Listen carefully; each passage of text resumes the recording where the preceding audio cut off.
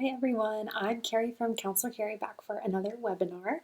So thank you so much for joining me today and again if this is your second one. So today we are going to be talking about using centers in school counseling.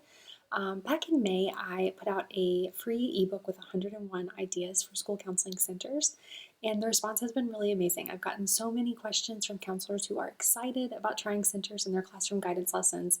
So I wanted to spend a little bit of time today together talking about how and why you can use them in your classroom guidance lessons to take them to the next level. So before we get started, I'll just mention really quickly that we do have a chat box just down below this video. If you're watching on a desktop computer or laptop computer, you should be able to use it just fine. If you're watching on your mobile device, you may or may not be able to use the chat box depending on what phone you have or what browser that you're using. So I also may not be able to see your questions in real time, but I will definitely go back and look through the chat box afterwards. And if I missed anything or didn't answer a question that you left in there, I will send out an email response afterwards. I'm also going to be going in and out of slide sharing mode here. So sometimes you'll see me, sometimes you won't, but you should always be able to hear me. Also, I didn't send out a handout this time because I didn't want you to feel any pressure to take notes. This is just going to be really informal, just me chatting about something that I really enjoy.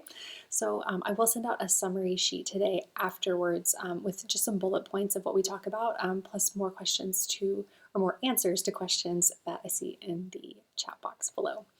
Okay, so I'll just briefly introduce myself for those of you who don't know me while we wait for a few more colleagues to join us. So I'm Keri, and I started in the counseling field doing community-based mental health. I was working in a free mental health clinic in Virginia, and in that position, I got to push into a local school to run some groups, and I just really fell in love with the school setting. So I went back to grad school, got another master's in school counseling this time, and I've worked in elementary schools, middle schools, and I worked in a college mental health clinic for a while, but I have never done high school, haven't braved that yet. So I have to say elementary is my favorite, and if you've known me for a while, I'm sure that doesn't surprise you. So hopefully most of us are here by now, so I'll go ahead and just mention what we're going to talk about today, and then we will dive in. So first, I'm going to talk about what centers are for those of you who aren't familiar yet, and then I'll talk about why they work so well. And then we'll talk about two different methods of doing centers in your classroom guidance lessons and how your space or your schedule might influence which method you choose to do. And then we're going to talk about organizing and storing and setting up your centers to make things really smooth, whether you're in your own room or in a teacher's room. And then we'll talk about some really engaging activities that you can do in your centers to get students across grade levels engaged and learning. So just a reminder, if you do have a question, feel free to put it in the chat box. And if you have an answer to someone else's question or an idea about something that they're asking, please feel free to share that too. So we're all here to learn from each other today. Okay, so let's just get started. What are centers? Centers are basically just hands-on learning stations where students can get small group focused practice with a skill or a topic that you're teaching in your lessons. So many of your primary or early elementary teachers are probably using centers with their students. They've kind of come back into trend after going out for a little while. So you may have seen this in the academic classroom already. Students are usually working with 2 to 5 peers in one area of the room, and they rotate through centers at different intervals depending on the setup, and we'll talk a little bit more about that in just a second. But just for an example, if you are covering stress management, your students might visit centers about organizing and planning, reaching out for supports, exercising, things like that. So you're just breaking down a topic into different subcategories, and students are exploring it with a really hands-on focused method. So each center is separated in the room so that the students can focus on their particular station and also move logically through a sequence to the next center when it's time to rotate. So let's take a little time to talk about why they work so well. So how many students do you have in your classroom guidance lessons? If you want to, just go ahead and add that in the chat box if you're able to and if you're comfortable. So yeah, so depending on where you are, some counselors have manageable numbers, around 15 to 20. Others have 25, 30, sometimes more than 30 students in a lesson at one time. That's a lot of students to keep on task at one time with a whole group activity. So I'll just share a really quick story with you about my experience. So when I first started in the school setting, I was really overwhelmed by the class size. And I don't know about you, but for me in my grad program, we didn't spend a lot of time focusing on whole class instruction for classroom guidance. I was really ready for individual counseling. I couldn't wait to do groups, but standing in front of 30 kindergartners was really scary for me, especially coming from a mental health background to begin with. So I noticed that a classroom teacher that I was working with a lot was using centers for her math instruction, so I just decided to give it a try. The students were already familiar with the setup, so it was really easy to modify my content to fit the center format that was already in place in the classroom. So find a teacher in your setting who has a really great classroom management and an effective center setup, and just model yours after that. Your students are going to be working in small groups, and you aren't going to be there to provide direct supervision or intervention all the time. So they're going to have a chance to really use their cooperative learning strategies. They're going to help each other while they're working.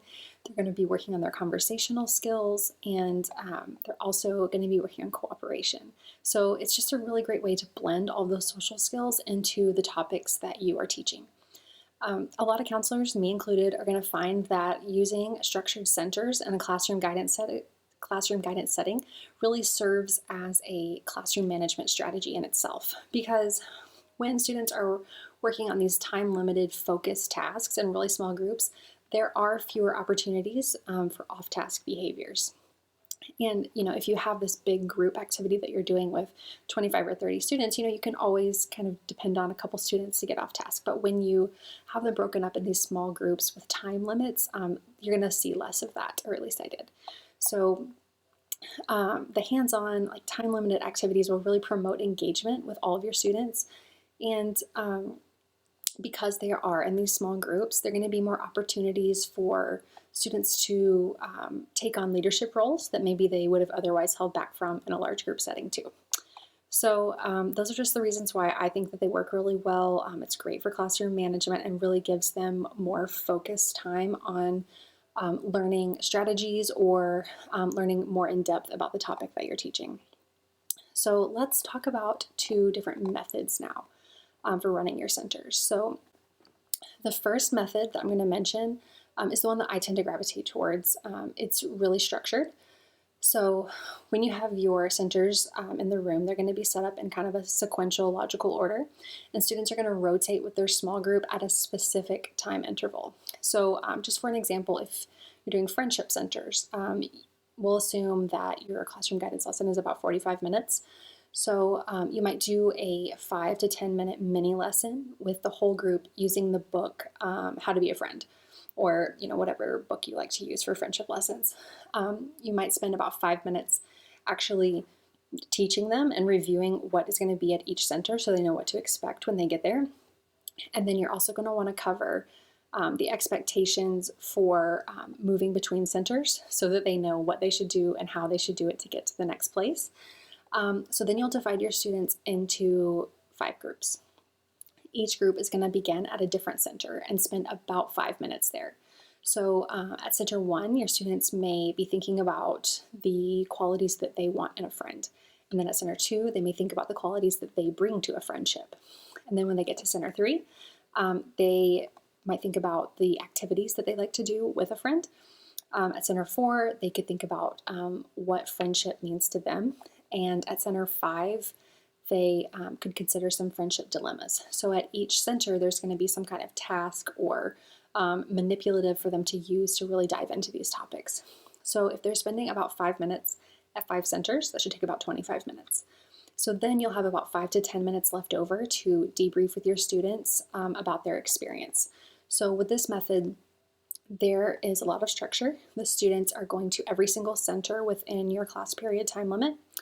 And you'll have to make sure that your centers can be completed in about 5 minutes, which I think is really kind of a perfect time to maintain interest and engagement before it's time to move on again. This method works really well if you are going into the classroom teacher's room or if you're in your own room. It can really work both ways. And it works well if you're seeing your students maybe once or twice a month because you're covering the material for your lesson in one session. Now, the other method is a little bit less structured. So in this method, you could have your centers set up throughout the room and label each center with a number or color, however you would like to do it. And then you have students choose which center that they want to visit and how long they want to stay. So you do have to have limits on how many students can be at each center at a time, just to keep things running smoothly. And a really easy way to do this is to use clothespins. So this is a strategy that I picked up from a pre-K teacher in Oklahoma. So in her classroom, she had centers set up and they were all labeled with a color. And then she had clothespins to match the color of the centers. So if a student wanted to go to the green center, they would just get a green clothespin and just clip it on their shirt, and then they would go to the center. And then when they decided that they were done at the green center, they go, they take their clothespin and they put it back, and then they just choose another clothespin. So maybe they want to go to the purple one next, just clip it on. So this way, if you only want to have 3 students at a center, you only make 3 clothespins. So if a student wants to go to the purple center and there are no purple clothespins available, then they have to choose something else. And that just really helps to crowd control at your centers. So since your students are choosing how long they want to stay there on their own, you may want to say after about 10 minutes, like, hey guys, we've been at centers for 10 minutes. If you're in the same place where you started, it's time to move to another center, just to keep everyone moving and make sure that if a student wants to go to a center, they have the opportunity to do that. This method works really well if you have centers that take different amounts of time and that wouldn't really work on a rotation. And it works well if you have play-based centers too. And if you see your students more frequently, this might work well for you. If you're seeing them every single week, you could spend a couple of weeks using the same centers on the same topic just to make sure you cover it really well. And I have never used this method in a classroom teacher's room, but I imagine it really works better in your own space. So in both methods, you're probably going to do some sort of introductory lesson. You may do an entire lesson in one meeting or one class period, and then do centers focused on the topic during the next session. Or you might just do a mini lesson like I mentioned before, and then do your centers after that in the same session. So you know your students and your schedule. You can pick whatever would work best for you. So just to summarize really quickly, those 2 methods, there's the structured interval rotation and what I call the clothespin method.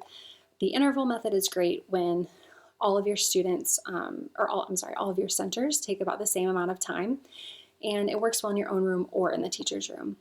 Then the clothespin method is really great if you have a bit more flexibility with your time, if you have play-based centers, or if you have centers that don't necessarily take the same amount of time. Or, if you see your students more frequently and you have more time to spend on the same topic, then that could work really well for you too.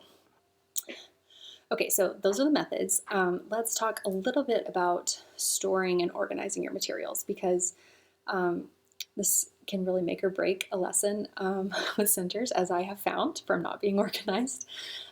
So first, if you have printed materials for your centers, like task cards, then I suggest you just laminate everything, because your students are going to be handling them, and you really want them to last. You don't want to have to keep printing more and more as you do centers with more students. So if you're going into the classroom teacher's room, which I suspect a lot of us are, and actually if you want to, just go ahead and add that in the chat box. If you're pushing in to the classroom teacher's room, or if the students come to you in your room. Yeah, okay, so if you are going into the classroom teacher's room, having your materials super organized and already pretty well set up is really important, because you don't want to spend a lot of time trying to figure that out once you get there. I'll show you an example of how I store them. So I would use just one plastic tub per center set. So for the most part, I mean, there will sometimes be things that don't fit inside the tub, but for the most part, I'll just use one tub. And then inside the tub, I have all of these plastic bags. And inside each plastic bag are the materials for one center. So this one, you can see, I hope it's not backwards for you guys. It says Friendship Center 1, and everything for that center is in the bag. So I've got this sorting mat. It is laminated, of course. And if you need more than one for the center, just put them all in the bag. And then I also have in the bag this picture clip. And I got a bunch of these on Amazon. I think I got a pack of 10 or 12, and it's just a little clip, and you can clip a number in it, or I have a center label. So at the top it says center 1, so you're labeling your center, and then it has instructions for what students are going to do at the center. And then the other thing I have in here is a bag, and it's also labeled Friendship Center 1. So just in case things get mixed up, you always know which bag to put it back into. And these are just more printed laminated materials that students are going to use at the center. So at this one, they're sorting friendship qualities that they look for in a friend. And then so each of these little candies says something on it. So I've got cheerful, adventurous, and more stuff like that. So they're just sorting that on the mat. Now, another organizational tip that I have found to be really handy is on the back of all of these, I have let's see if I can get in there, a number 1. So that just lets students know that these go with center number 1, because there are going to be times when things fall on the floor, when things get mixed up for whatever reason, somebody accidentally takes them to the next station. So this is just gonna help keep everything organized, and it's really gonna help at cleanup time too. So when it's time to rotate, I mean, you don't need your students to put everything back in the bag when they're just rotating for somebody else to come, but they can kind of gather the materials in the center. But when it is time to clean up at the end, then it's really easy for the students to see, okay, this has a number 1, it goes in the bag with a number 1, and then everything goes back into the Ziploc bag. And you can have your student, or one student from each center, just bring it back up to you to put in the tub when you're finished. Now, the other thing that I have in here, this is a sheet protector, and it just has handouts in it. So for this particular set of centers, each student has a handout, and you can just put all of your copies into one page protector so that you have them ready to go. Now some centers, let me see if I can find one. So yeah, so this one, students are going to be writing some responses or have some pencils in the bag, just so they're already there. And the students will leave the pencils at the center when they're finished, because I find that if students don't actually have to carry the materials from center to center, it just runs smoothly. If they're having to carry papers and having to carry pencils, inevitably things get dropped when they're moving. Somebody drops a pencil, somebody steps on it, things happen. So I like to just have materials that stay at the centers, so that the students aren't having to carry too many things around with them. Okay, so that's everything that I have in the tub for that one. And all of the center sets are stored pretty similarly in a tub like that. So in terms of setup, I just always suggest having a really clear method of rotation so that your students know where to go, and so they aren't crossing paths with other students. So you really want, here I have, gotta lean over here and get it. What I like to do is draw a picture of the classroom teacher's room beforehand, and just kind of label where things are going to go. So this is just an example of Mrs. Baldwin's room, and I have all of her tables drawn on here, and I have just written on here, let's see, center 1, 2, 3, and 4, and then I draw arrows just to make sure I can see that there's a clear path, and that the students aren't going to be crossing paths with one another, bumping into each other as they're going to the next number center. And that, again, is just to help with crowd control and help to maximize your time, because it is limited, and you want everybody to be able to do everything in the rotation. Okay, so like I mentioned before with the picture clips, another thing, just make sure everything's labeled really well, so there's no need for students to stand up and say, I don't know where to go next, I can't find the next center. You want them to be labeled pretty largely with colors or with numbers, whatever will help your students. The other thing that I think is really helpful to plan beforehand is to know how your students are going to know when to rotate.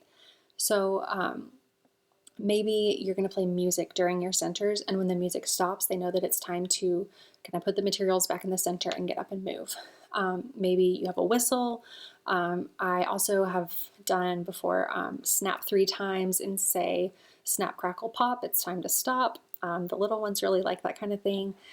So your students just know when to tidy up and move on. Then when it's time to clean up, like I said, they know that everything goes right back in the bag. One student can bring it to you to put it back in the tub. So whether or not you use the tub and Ziploc bag method, just make sure you have some sort of system in place to distribute the materials and collect them in an efficient way, just so you're not having everything thrown into the tub all together and then having to sort it back out when you're doing centers with your next group. Okay, so now let's talk about some of the fun stuff. Let's talk about some ideas for your centers. So one of the questions that I get asked a lot is, how can you do centers with students who aren't reading? So like the example that I just showed you, a lot of my centers have sorting activities or task cards or discussion cards. So these are, of course, better suited for readers. But there are plenty of centers that you can do with your non-readers or your emerging readers too. So I'll just focus on a set of centers centered around feelings first to give you an example. So if you're working with your kindergarten students on recognizing and naming facial expressions, you can do a lot with centers here. So first you could have them build facial expressions with Play-Doh, and I'll show you some task card examples here. So I've got these. So it says upset, and it just shows them exactly how to make it with Play-Doh. And who doesn't like to use Play-Doh? It's so much fun. And these are in the free resource library on my blog, so I will send out a link to these afterwards so you can print them and use them. But there are just a few different emotions in here, and as you're walking around during the center rotation, you can just stop by and say, hey, what emotion are you making, to get your students using that emotional vocabulary. You can ask them to tell you about a time when they felt that way, just get them talking about it. Or you can have them tell their friend at their center what emotion they're making and a time they felt that way too. Or just name the feeling. So you could also do a center where they paint a facial expression on a paper plate. They all really like to do this, kind of like build their own emoji. That's a really fun center to do, and it doesn't require any reading. So another one that you could do is, let's see, I have an example here. Have these cards that have a picture on one side and then emotion faces on the other. So your students can look at the picture and then put a clip on the emotion or the emoji face that best represents how they feel in that situation. So this is just a boy doing homework. I have another one that has fire on it.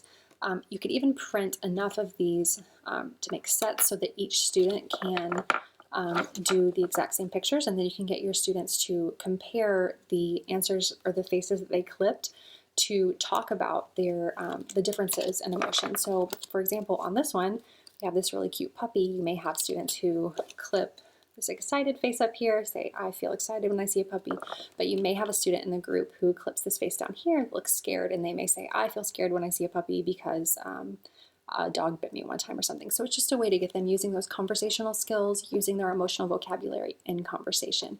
And again, no reading required, no words on any of these cards. Another activity that you could do at a center centered around feelings is build a feelings scale or a feelings gauge using some printables like these.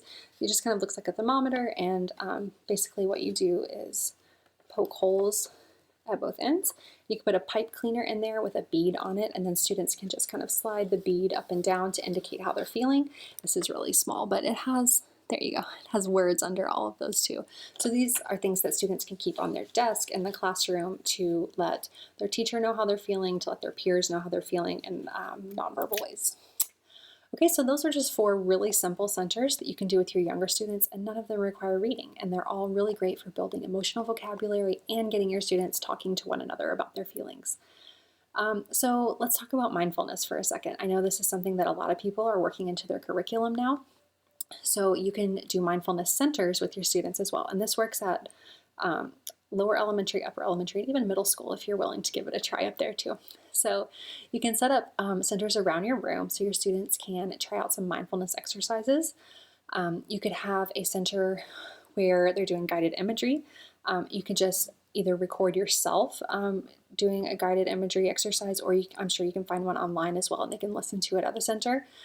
You could have another center where your students practice controlled breathing using pinwheels. You could do one where they have a mindful labyrinth that they're tracing with their fingers. That's a really good one that all the students really seem to enjoy. You could also have a center where your students listen to a recording of a progressive muscle relaxation script. So there are a lot of options there with the mindfulness activities. Now let me show you one of my favorites. This is for a self-esteem activity center set. So at this one, students make a magic wand, and these are just those paper straws. They're just really fun, more fun than sticks. But on this printable up here, It just says magic around all of theirs. And each letter stands for a different aspect of self-esteem that they focus on at the 5 centers. So M is I matter. A, they're creating affirmations for themselves. C is they're focusing on their capabilities. So there's just different things for them to focus on. And then they're writing them under all these little flaps. So it's something that they can keep and look back on later.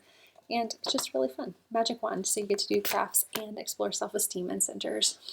Let me think. Another set that I really like to do, and this is good for students across grade levels as well, is calming strategy centers. So what I like to do is break them up into 2 sets of centers across 2 or 4 days, depending on how long you have or how long it needs to take for your students to really dive in.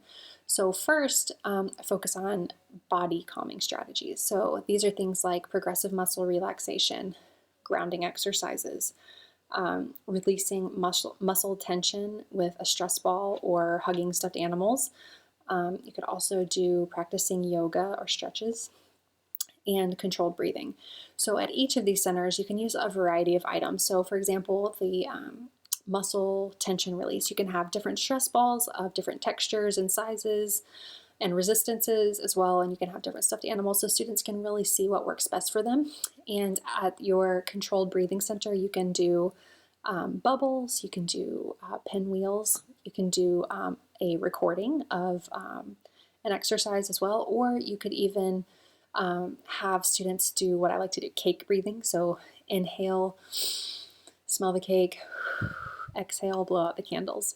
So you can just have little task cards at those centers to guide them through the different exercises for each one.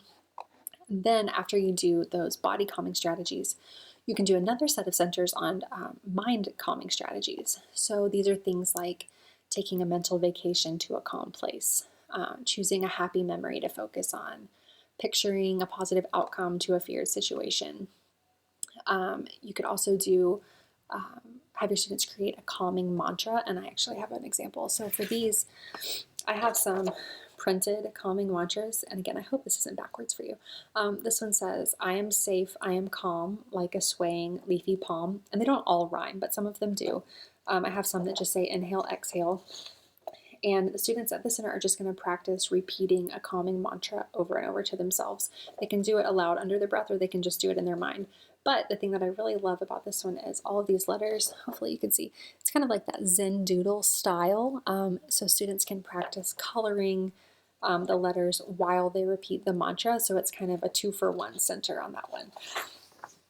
Okay, and then a couple other ideas for those mind calming strategies are creating a gratitude list and just reviewing it in their minds. And they can also go to a center where they practice labeling their emotions. So you could have some situation cards that they read, and then they just practice labeling how they would feel in that situation, just to kind of activate that logical brain side. Okay, so all those centers can be done in about 5 to 10 minutes, and it really gives students a chance to practice and dive into those calming strategies and choose things that really work for them, because you're exposing them to a really wide variety of strategies. Okay, so at this point, I hope that you are noticing that none of these things that I'm mentioning are revolutionary topics. You're probably teaching all of these things already in your classroom guidance lessons.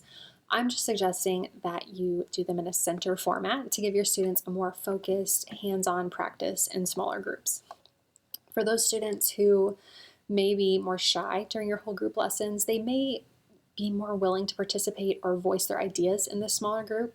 And for your students who may need frequent redirection during whole group lessons, you may find that the time-limited activities with a chance to move every 5 to 10 minutes works really well for them to keep them on task.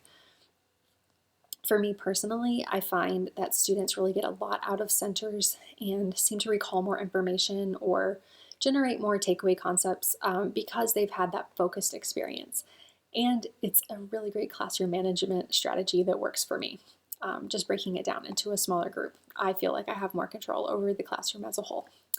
Okay, so I have, of course, put together a whole set of centers for K through 5 on topics like the ones that I mentioned. So friendship, emotion, stress management, mindfulness, self-esteem, calming strategies, and a lot more. So things like career exploration, empathy, healthy choices, kindness, internet safety, managing anger, personal safety, test preparation, and I'm sure there's something I'm forgetting because it's really jam-packed with centers for basically everything that I cover. So it's all laid out by topic, and it makes things super easy for you to just print, laminate, and go. So you guys know I definitely have a coupon for you to say thank you for joining me today to talk about centers. I'll show it here, and it'll also be in the summary sheet, so don't feel like you have to write it down today. If you haven't tried centers yet, I just want to encourage you to think of one unit that you teach that you could give it a try. So just one unit that you could work centers into. I think that you and your students will love it so much that you're going to want to be doing centers for everything in no time. You're really going to love it, I think. So again, if I haven't answered your question so far about centers, I know this has been a lot of information really, really fast, but if I haven't answered your question yet, I will be checking the chat box and sending out a reply for all of those questions that I've missed, and I will send out a summary of what we've talked about just so you have it on hand. So thank you guys so much for joining me today. I really appreciate it, and I hope that you found some information that will help you to spark student growth. And I will talk to you soon.